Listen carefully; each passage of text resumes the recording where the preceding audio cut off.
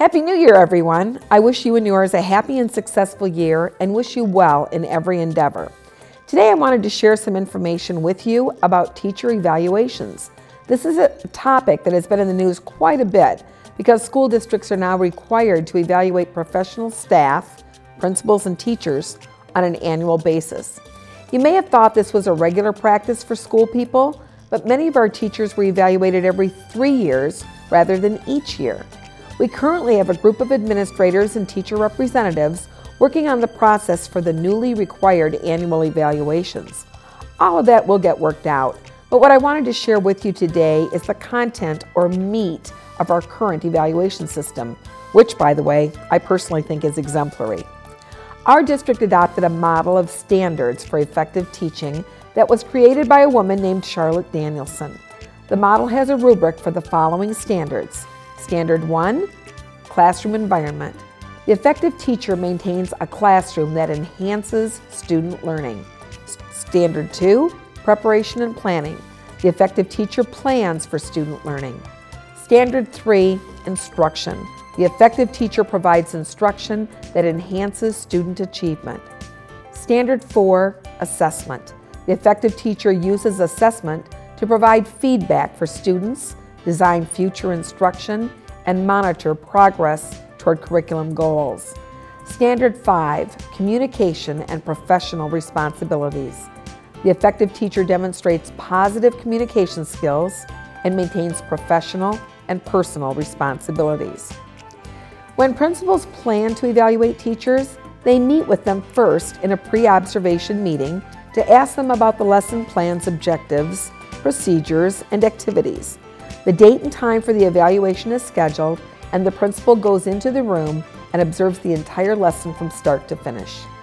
After, the principal prepares a written report in the form of a narrative about the lesson that was observed and writes about the status of some of the standards that were not observable during the lesson, such as Standard 5, demonstrating positive communication skills and keeping up with professional responsibilities. Once the principal completes that work, he sets a time to meet with the teacher and gives him or her the evaluation sheet. Together, they reflect on the lesson and discuss the strengths of the lesson, as well as if there were things that needed improvement. Besides these formal evaluations, the principals and I do something we call walkthroughs.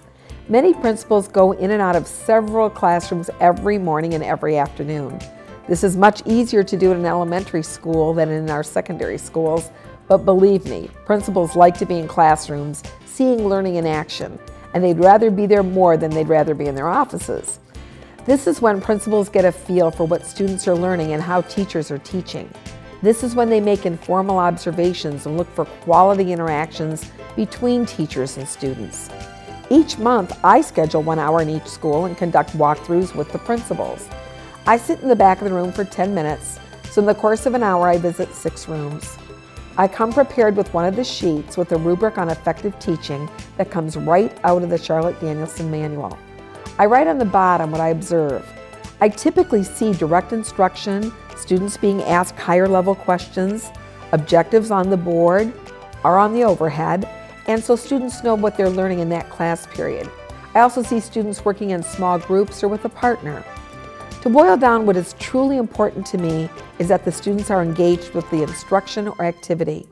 I always write the teacher a note with specific information that shares what I observed that was effective.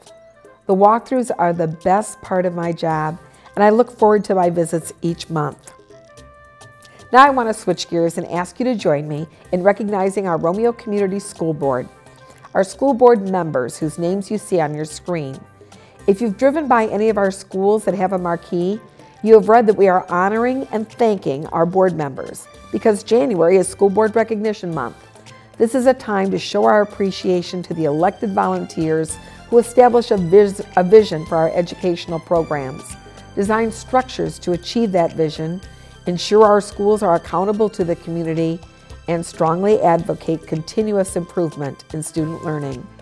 This is a time to show our appreciation and begin to better understand how local trustees work together to provide a better future for our students. Thank you very much.